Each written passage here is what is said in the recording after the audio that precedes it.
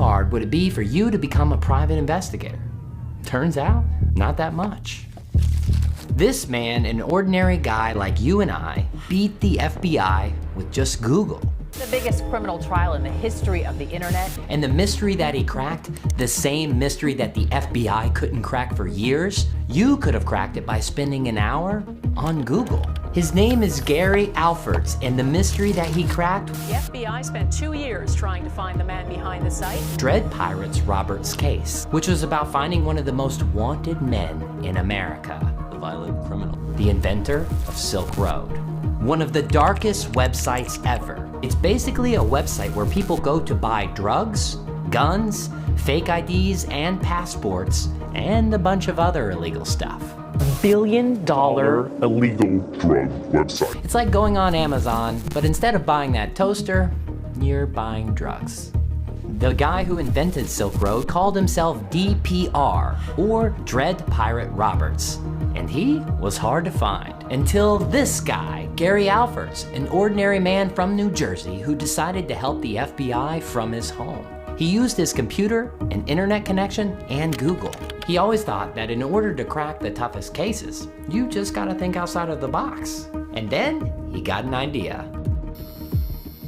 Why don't we just Google DPR and see what comes up? Too easy? You tell me. Because after just a few Google searches trying to find any clues, he found his email. Sounds like an ordinary email, right? Except it's not. That email was used on a forum to promote Silk Road, when the forum was just a few days old, back when nobody knew about the website at all. Except, of course, the founder himself. So Gary was convinced that Ross was the Dread Pirate Roberts, the guy who invented Silk Road. He called the FBI and told them everything, but they just ignored him and told him he was wrong. They didn't buy it. But eventually they realized he was actually right. Ross was the founder of Silk Road. The FBI managed to steal Ross's laptop after he walked away from it, and what they found was shocking. They found hundreds of chat logs with creepy messages to drug dealers, suppliers, and even hitmen.